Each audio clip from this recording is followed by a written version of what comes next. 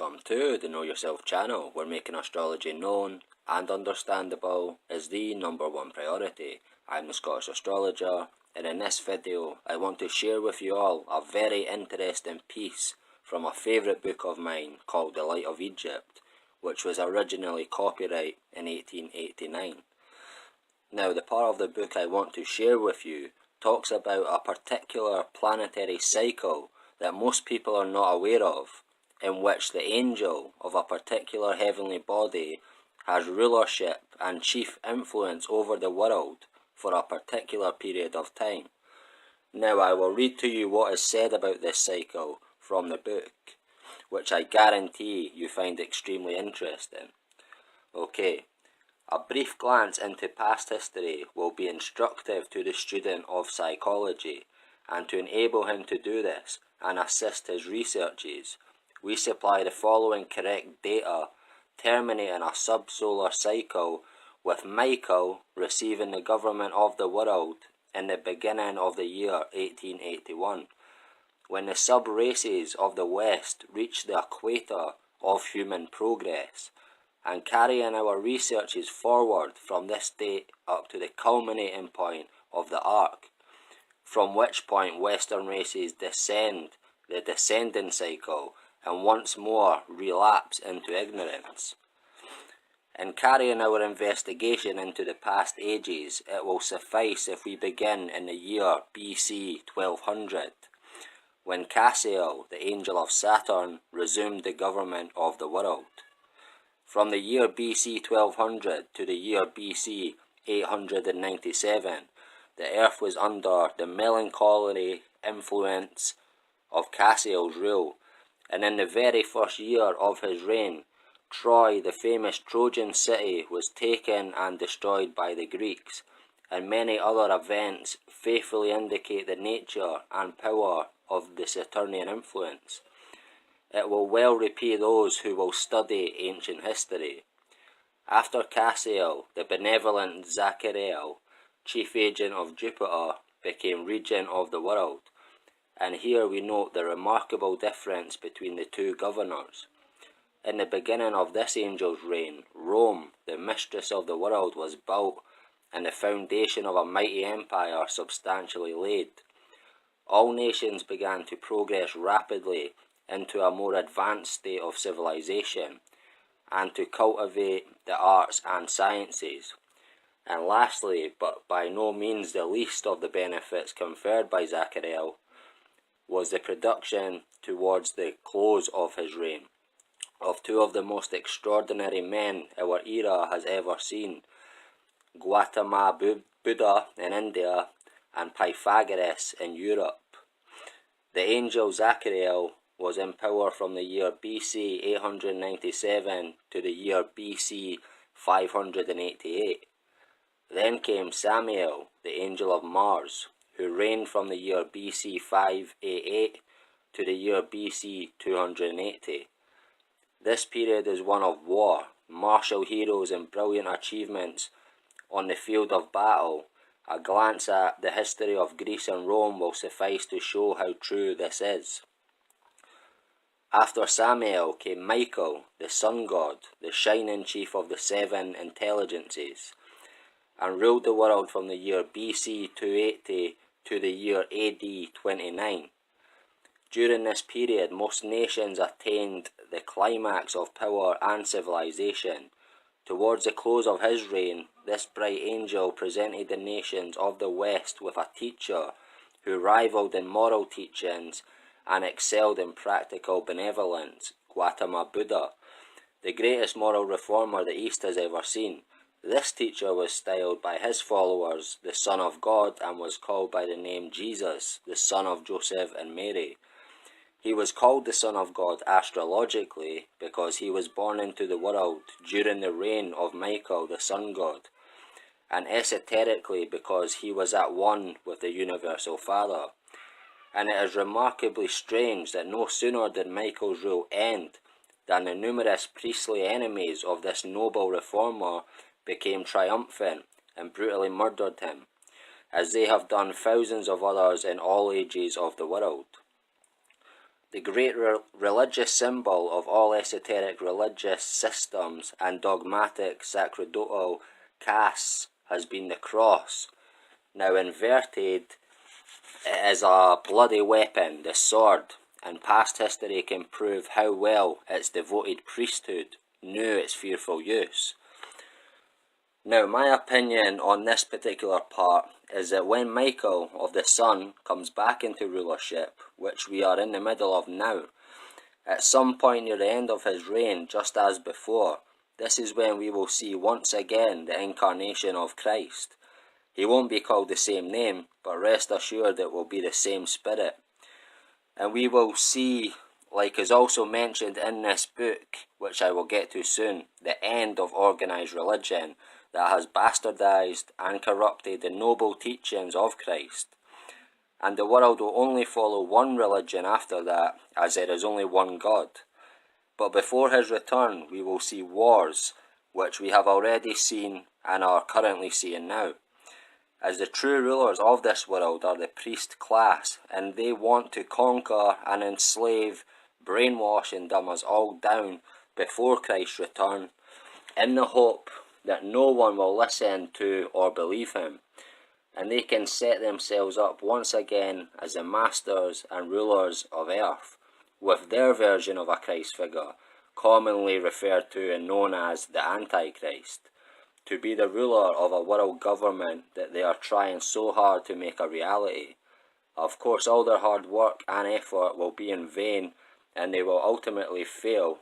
Whether they set up a world government first or not, they will fail, it will crumble, and truth will indeed conquer all. And the one religion humanity will all follow will be based on truth. This will be the original teachings of Christ, explained in their pure form, without using parables or allegories, as humanity as a whole will be of an age where we can truly begin to understand the wisdom and truth of his teachings. And then looking back at all the holy books of the many religions, we will see that they are all based on the same information and God. They are just written differently and use different names, etc. But again, at the core of them all is the same knowledge and wisdom. We were just too blind to see it at the time, and so the priest class taught us to hate each other through the parts added by them, and by them telling us to take all things written in these books literally, and that their book was the only way to God.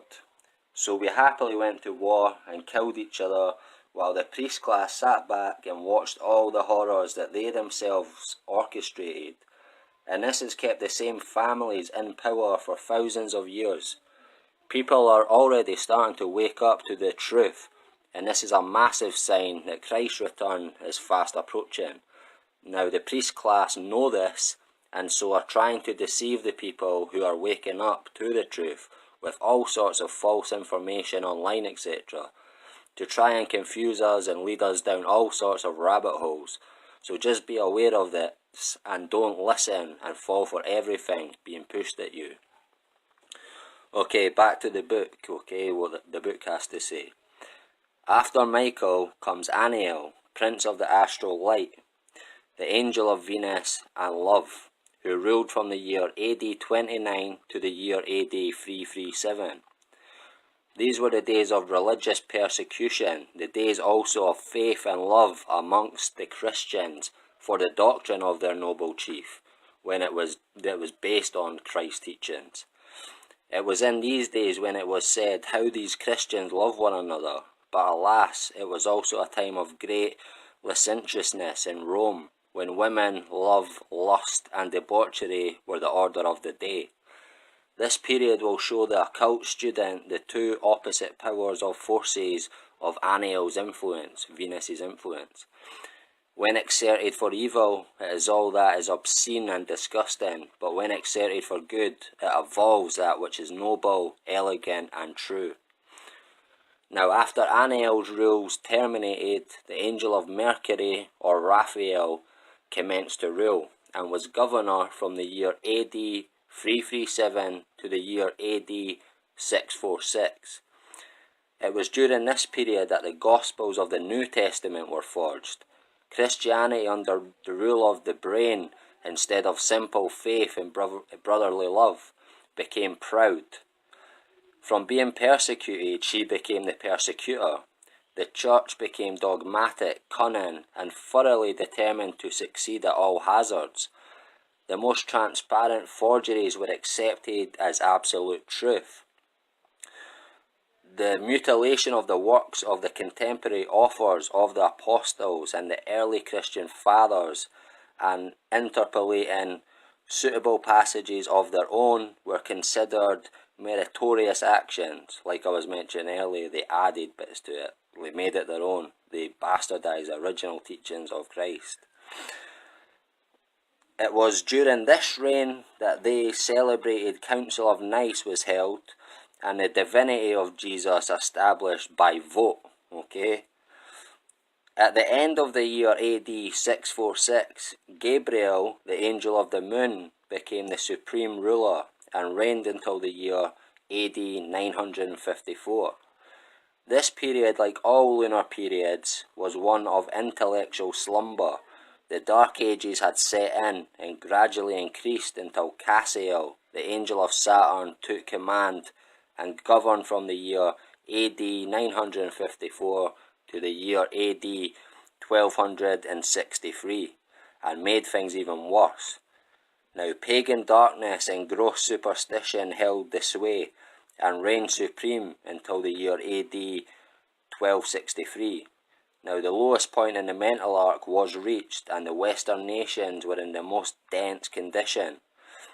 But a change was at hand, for the benevolent Zachariel, the genius of Jupiter, again resumed the management of the world, and reigned until the year AD 1572. Now, this period is one of almost uninterrupted intellectual progress. During this rule of power, the despotic power of Rome received its death blow. Parliaments were instituted for the people. The days of good Queen Bess came to an end. Protestantism flourished, and so prepared the way for free thought. After the good reign to Zachariel, Samael, the angel of Mars, came into power and reigned from the year AD 1572 to the year AD 1880, until December the 21st, 1880, when the sun reached the Tropic of Capricorn. Now, Michael began to reign on December 23rd. This rule was the age of iron, and just as Rome conquered all before her over 2,000 years before and achieved imperial greatness, so did Great Britain, the second Rome. It was again a period of war, mechanical inventions and martial glory, and at times the whole of Europe was one great battlefield, and resounded with the din of arms, and all the circumstances of war. In the future this will be called the age of warlike inventions, and noted for its huge ironclads, great guns, and other fearful engines of destruction. Now, Mars rules iron and all martial arts and sciences, hence the wonderful inventions of this age period in steam engines, iron ships, and elaborate machinery. Now, at the end of the year AD 1880, the great Archangel Michael comes into power and once more has the government of the world until the year AD 2188, which we're currently involved in right now. We're in the middle of it, being in 2018. This will be a period of imperial greatness. Empires will shine full of glory, the human intellect will have full play, and all churches, religious creeds, and ecclesiastical dogmas will fall to the ground and become things of the past. Parsons, vicars, and bishops will have to work in different fields if they mean to obtain an honest livelihood. Yes, I repeat this prophecy. The churches and chapels will fall with a terrible crash and be destroyed. But from their ashes, phoenix-like, shall rise a new religion, whose shining motto will be Veritas Excelsior, which means truth above. This era shall proclaim the rights of man. It is essentially the age of reason, dreamed of by Bruno and Thomas Paine. During the reign of this angelic intelligence, the masculine element will receive the solar influx and obtain its highest development. Intellect and reason will remove most of our social disorders, and women receive more attention in worldly affairs, which we can see is true right now. But at the same time, it is not a feminine period by any means. Mankind under this rule will become physically and intellectually immensely superior to what they are now. Okay, remember this was written in 1889. Startling discoveries in chemistry, electricity, and all the physical sciences will be brought to light. Steam will be superseded by compressed air, gas, which is true. Electromagnetism, atomic power as a motive power. In fact, a new era of progress will dawn upon the world, which is true, as time and space will be annihilated by new transportation and communications, which is true, internet.